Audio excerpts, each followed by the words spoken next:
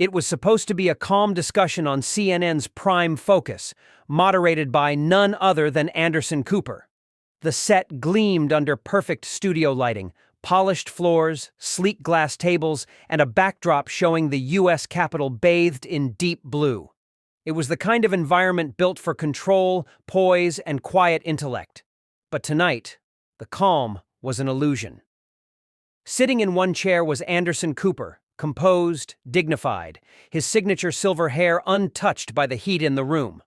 Next to him, Karoline Leavitt, White House press secretary and conservative firebrand, adjusted her blazer, her cross necklace visible just above her neckline. She looked calm, but anyone watching could see the tension in her fingers, the way they gripped her notes a second too long. The topic: American leadership and public trust. The guest panel: a mix of journalists and commentators. The moment: already too charged to stay polite. Anderson opened the segment with his usual polished delivery. Tonight we ask, what does leadership really look like in America? Joining us is Karoline Leavitt, someone many call the face of a new political generation. But is she in touch with the average American? He glanced at the camera. Karoline, thank you for being here. Karoline smiled, nodding respectfully. Thanks for having me, Anderson. At first it was civil. She spoke of policies, of energy prices, of crime, but it didn't take long for the shift. One of the commentators, a seasoned progressive voice, leaned forward and smirked. Karoline, you say you speak for America, but when was the last time you took the subway? Talked to a single mom working 2 jobs? You don't represent them. You're not even close. The crowd in the studio murmured, a few claps breaking through. Karoline's jaw tightened slightly. With all due respect, she began, but Anderson cut in with that disarming, trademark grin. Karoline, he said softly, some would argue you've built your career in a bubble. Press briefings, Fox interviews, Washington dinners. Do you think the average American sees you as one of them, or as another political mouthpiece? The question hit harder than the tone suggested. It wasn't the first time Karoline had been called out. But this time, the stage was national, and the audience included millions at home. She didn't flinch, not yet. But her silence was brief, and in it, the room waited. The camera zoomed in just slightly, catching the faint shift in her expression, an almost imperceptible narrowing of the eyes, a breath held in the chest. This wasn't going to be a regular Q&A. This was the beginning of a storm. Karoline's hands rested gently on the glass table. Her posture was upright, measured, almost statuesque. Yet behind her composed appearance, her mind worked rapidly, analyzing, preparing. She had been underestimated before, but not tonight. Not again. She turned toward Anderson, her voice level, but laced with quiet force. Anderson, it's always interesting to me how the people who spend the most time inside news studios are the quickest to accuse others of being out of touch. The audience gave a restrained reaction. Some impressed murmurs, others waiting for the blowback. She continued, eyes shifting toward the progressive commentator who'd questioned her authenticity earlier. You asked me when I last rode the subway, last month, New York City. I took it to meet a group of mothers in Queens who've been begging their local leaders to do something about gang violence on their block. Do you know what they told me? They don't care if someone wears a suit or drives a Tesla. They care if someone actually listens. The studio quieted for a moment. Anderson, ever the poised mediator, tried to redirect. But some critics say your policies don't match your message. You speak about hard-working families, but support tax reforms that... Karoline didn't let him finish. She leaned in, voice rising slightly, her tone sharpened but never theatrical. They say that because they've never listened to the people those policies help. I've sat at kitchen tables in rural Ohio, small-town Pennsylvania, and yes, even in the South Bronx. And what I hear is the same. People are tired of polished speeches and media arrogance. They want leaders who don't flinch when the questions get uncomfortable. Then she turned directly to the camera. And they're watching right now. The shift in the room was sudden. Even Anderson raised an eyebrow, sensing he'd awakened something larger. The audience, which had tilted against her minutes ago, seemed to pause, drawn in, if not yet persuaded. The progressive commentator fired back. "You're young. You've barely lived outside the political sphere. You weren't raised in hardship. How can you claim to understand it?" Karoline's face didn't change, but her eyes locked with the speaker's. "I didn't grow up with a silver spoon. My father worked 2 jobs. My mother never finished college. I've seen bills pile up on the counter. I've seen my parents stress over the price of heating oil. Don't mistake youth for ignorance. And don't assume pain comes with a press pass." That line hit hard. There was a collective reaction from the audience, an audible shift. Some clapped, others simply watched, unsure whether they were witnessing a defense or a declaration. Anderson tried once more to reset. "Let's take a step back." But Karoline leaned closer to the mic, her voice lowering, eyes fierce. "I'm here because too many people with real voices are drowned out by those who think they own the conversation. I don't care if I'm 30 or 60. I care if I'm saying what others are too afraid to." The silence that followed was thick with tension and respect. Anderson Cooper sat back, the control subtly slipping from his hands. And Karoline? She wasn't done. She had just started taking the studio apart, word by word. The studio lights hummed above, casting a warm but artificial glow over the polished desk between Karoline Leavitt and Anderson Cooper. The tension hadn't left. It had simply taken a different form, simmering now beneath the surface like a low flame. Karoline adjusted the mic pinned to her blazer and smiled, not the polite kind, but a calculated one. She leaned in slightly and, with a calm, almost surgical tone, asked the question no one expected. "Anderson, when was the last time you walked into a grocery store without someone recognizing you or your paycheck covering it?" The words hung in the air, slicing through the usual banter of political debate like a scalpel. Anderson blinked, surprised.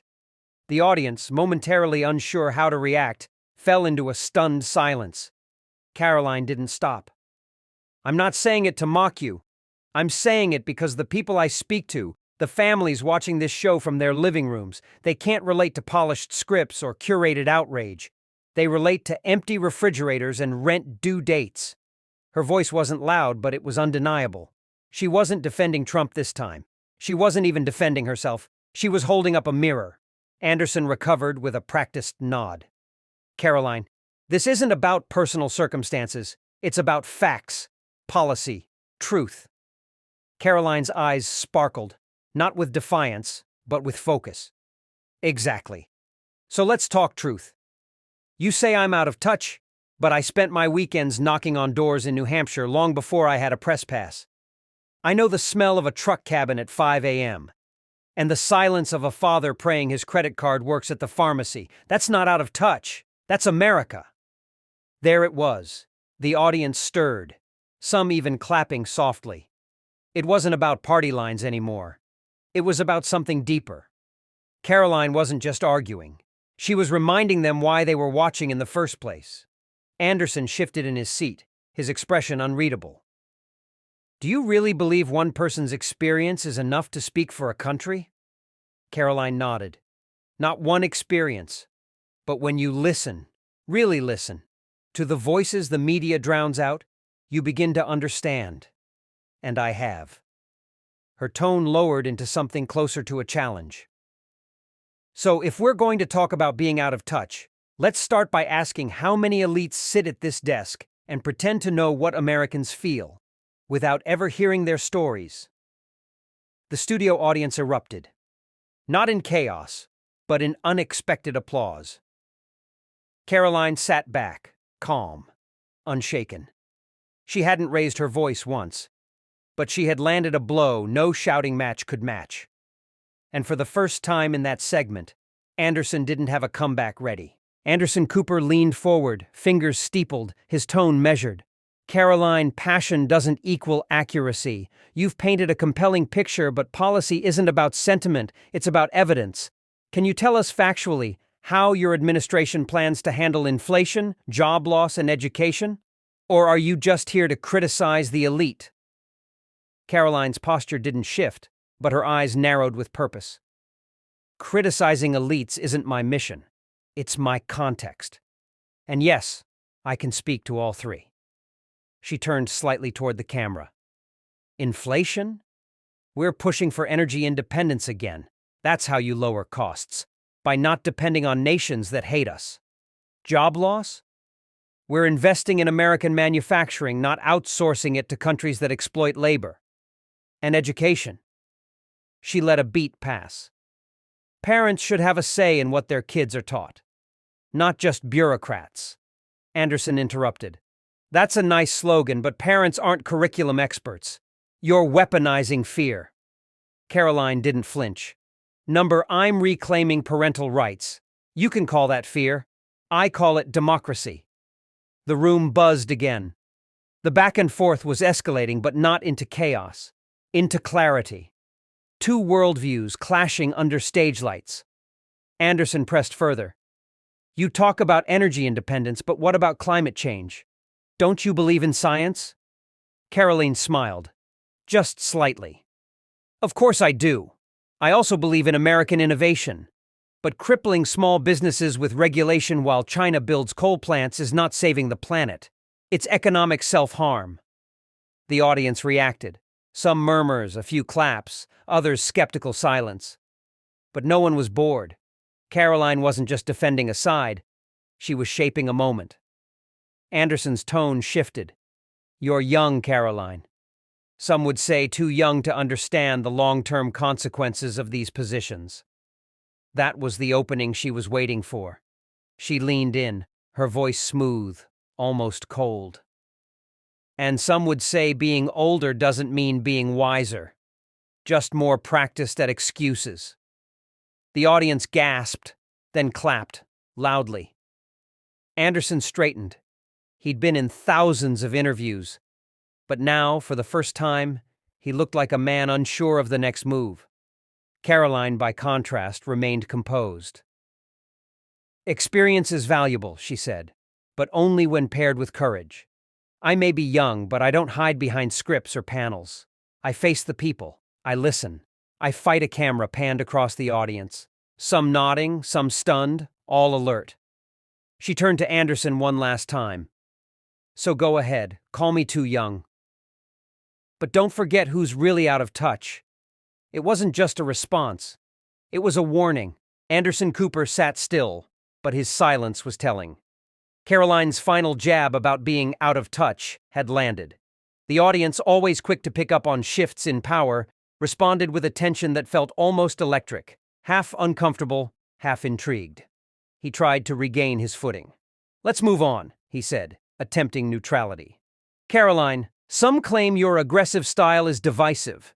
Are you really bringing people together or just playing to the cameras? Karoline folded her hands, her voice calm and unshaken. I'm not here to be polite. I'm here to be honest. America doesn't need another carefully rehearsed politician. It needs someone who says what millions are thinking but are too afraid to say. There was a slight stir in the audience. A few heads nodded slowly. The momentum had shifted, and Karoline knew it. You think this is about style? She asked. It's about substance. If being strong is aggressive, then fine. Call me aggressive. But don't confuse conviction with cruelty. Anderson raised an eyebrow, trying again. Conviction can be dangerous when it silences nuance. Karoline leaned forward, her eyes sharp. And nuance can be cowardice when it excuses failure.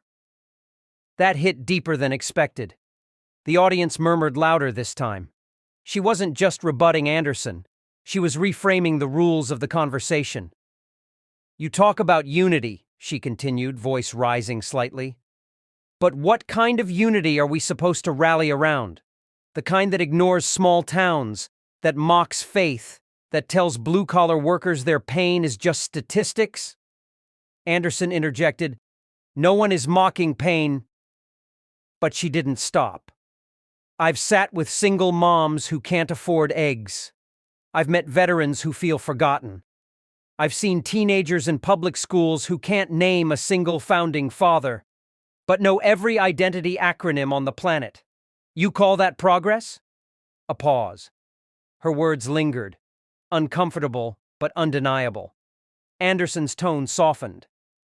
Karoline, you speak passionately. But how do you ensure you're not fueling division? Karoline's gaze didn't waver. By reminding people that truth isn't hate, that standards aren't oppression, that America was built on hard truths, not soft lies. One woman in the crowd stood and clapped. Others followed. It wasn't a thunderous standing ovation, but it was honest. And Anderson knew it. He looked down at his notes, hesitating before his next question. Karoline sat taller. This wasn't just a debate anymore. It was a shift in public perception. Live, unfiltered, unspun. She wasn't just holding her ground. She was changing the ground altogether. And as the studio lights beamed down, even the production crew exchanged glances. Something real was unfolding, and Karoline was steering it. Anderson Cooper cleared his throat, visibly trying to regain control of the room. The small ripple of applause had faded, but the energy remained thick in the air. He adjusted his pen, his composure cracking just enough for the cameras to catch it. Karoline, he began again, softer this time. You've made your stance clear, but some argue your views come from a place of privilege, that your sharp words dismiss the experiences of others. Karoline didn't flinch. Anderson, I didn't grow up in Manhattan. I wasn't handed a legacy. I grew up in a middle-class New Hampshire family. My dad fixed cars. My mom worked nights. I earned my place. Not because of who I knew, but because I never quit. She leaned forward, her voice calm but grounded with steel. The real privilege? It's thinking the only way to be compassionate is to agree with the elite narrative. The real courage is standing against it. Anderson paused, because for a second, even he couldn't refute it. I've worked with politicians, press secretaries, leaders, he said carefully, but few talk like you. Karoline smirked. Maybe that's the problem. A few audience members chuckled. One cameraman, barely off frame, shook his head like he was witnessing something he hadn't seen in years. Authenticity. Anderson, still trying to recover, pivoted. Let's talk policy. You mentioned forgotten towns and failing schools. What would you do differently? Karoline didn't miss a beat. Fund parents, not broken systems. Let them choose what's best for their kids, not force them into failing schools just because of their zip code. You talk about justice? Start with education. Start with dignity. Anderson nodded, but his next move was sharper. But when you speak with this fire, critics say you polarize the nation, that you draw lines instead of building bridges. Karoline's expression hardened, her eyes locking with his. Sometimes, Anderson, the truth is the line. And if speaking it divides us, maybe it's because someone's been lying too long. That landed harder than even she expected. The crowd went still. Even those who had doubted her now leaned forward, not to challenge, but to understand. There was something happening here that no script could predict. Anderson glanced to the producer off stage. They were over their segment time, but he didn't cut her off. He knew this wasn't just a segment anymore. It was a moment. Karoline turned slightly toward the audience now. You say I'm harsh? That I draw lines? Maybe. But lines define values. And I'm here to say, if defending American values makes me the enemy of elites, then I'll carry that title proudly. Anderson sat back, no longer interrupting. For once, he just listened. Anderson folded his hands, clearly measuring his next words. But Karoline beat him to it. You asked earlier if I'm connected to the people, she said, standing now, voice even. I'll tell you who I'm connected to. The single mother who works 2 jobs and still gets called selfish because she wants school choice. The truck driver who's never been to D.C. but pays the price every time it fails. The veterans who fought overseas and come home to red tape and neglect. That's who I speak for. A hush swept through the room. No cue cards, no political posturing, just raw conviction. Anderson tried to interject, but Karoline kept going, measured, firm, and sharper with every word. You know what disconnects Washington from real Americans, Anderson? Arrogance. The kind that tells people they don't understand the system, when they live under its weight every day. Anderson leaned forward. But what about unity, Karoline? Don't you think tone matters? She nodded slowly. Tone matters, but truth matters more. I don't speak to offend. I speak to wake people up. If that makes me the lightning rod, so be it. Her words hung in the air like a bell that had just been rung. And then it happened. Something rare in modern TV. Silence. Not from awkwardness, but awe. Even the skeptical studio staff stopped what they were doing. You could feel the gravity shift. Anderson blinked, then exhaled a soft, almost reluctant laugh. You're a lot more composed than people give you credit for. Karoline shrugged. They mistake clarity for aggression. That's their problem. From the back row, someone whispered, "She's not like the rest." And she wasn't. She didn't pander. She didn't soften. She exposed, and in doing so, she had flipped the entire segment on its head. Anderson cleared his throat again. Well, Karoline, I think you've made more than your point tonight. Karoline nodded, looking right into the camera now. I hope I did, because too many Americans are being talked about, but not talked to. That ends now. And with that, the lights above seemed to shine just a bit brighter.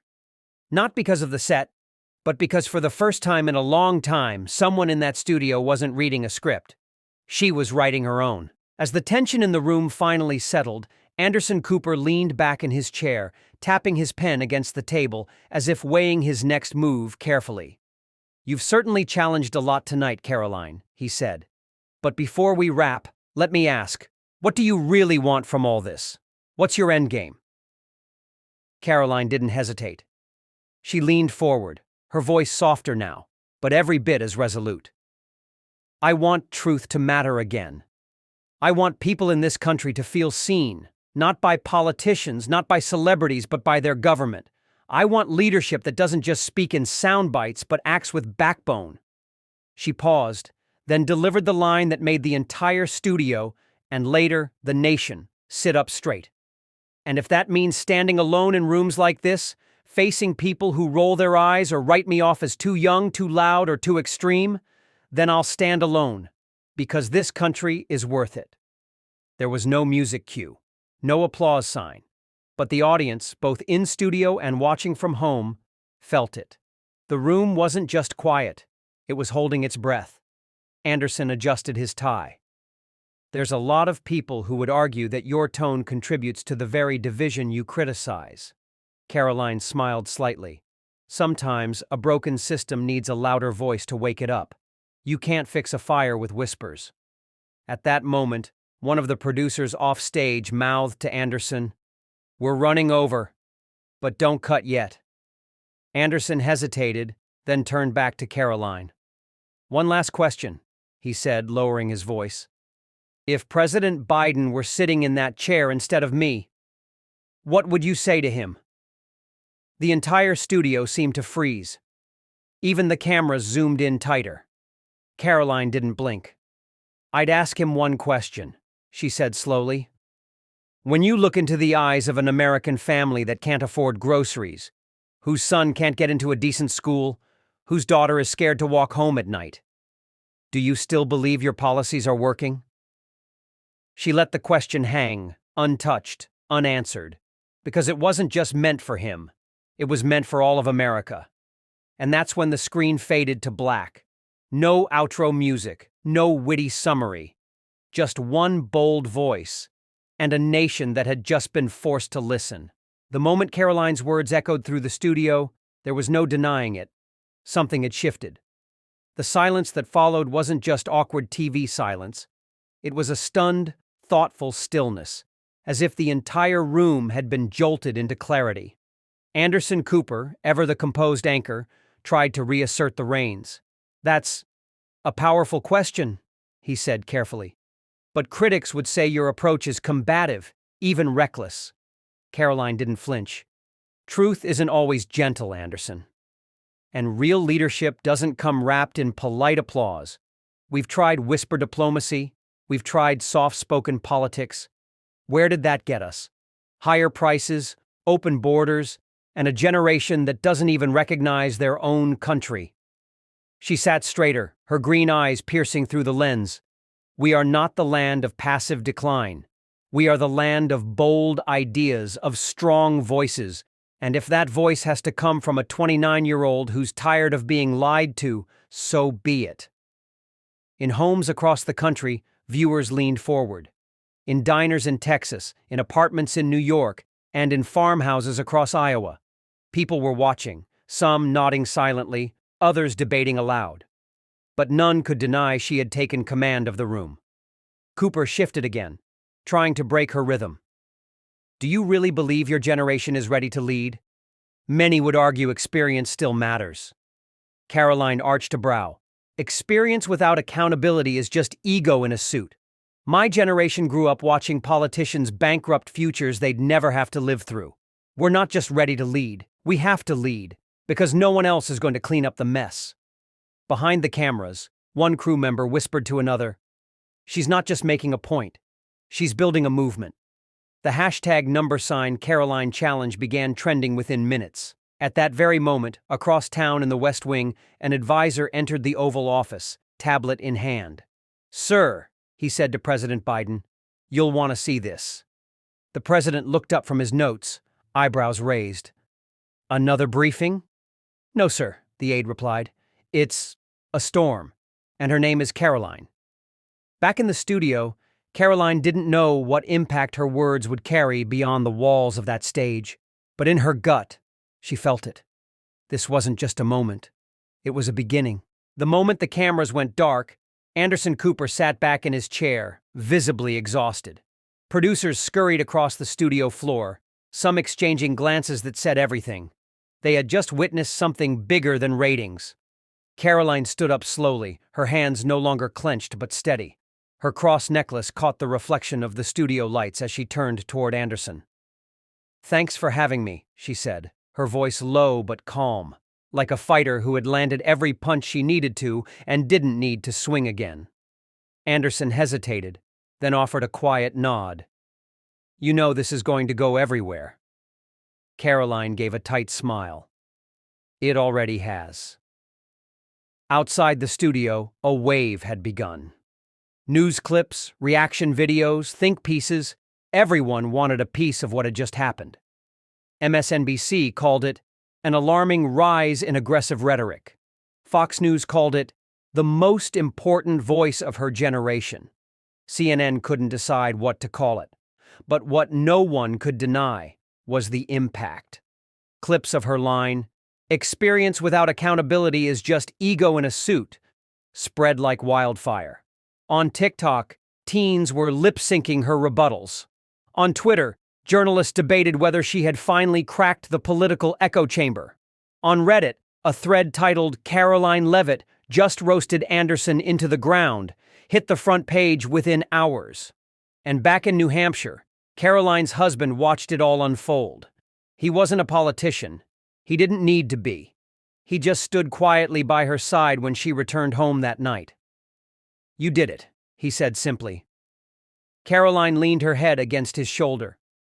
"No," she replied. "We started it." The next morning, headlines flooded every platform. Karoline Leavitt dares to ask what no one else will. A new firebrand or a dangerous force? America just met its future, and she's not mincing words. But while the pundits argued, one thing became clear. Karoline had struck a nerve, not just with Anderson, not just with the media, but with America itself. She had asked a question, she had drawn a line, and in doing so, she had lit a fire. What happened next? That would be up to the people watching. But one thing was certain. Karoline Leavitt was no longer just a name. She was a reckoning. Sometimes it takes just one voice to shift the balance of a room. One question to silence the noise, one woman to hold her ground against a legacy of power. Tonight, Karoline Leavitt wasn't just a press secretary or a name in the headlines. She was a mirror, reflecting the frustration of millions who feel unheard. She didn't raise her voice. She raised the standard Anderson Cooper thought he could frame the narrative. But Karoline reframed the nation's focus. Whether you agreed with her or not, you felt something. And that's what real dialogue looks like, not rehearsed scripts, but raw truth. This wasn't just about a debate, it was about who really speaks for America. Thanks for watching Surprising Stories, where every moment challenges what you thought you knew, and remember, in a world full of noise, truth still echoes.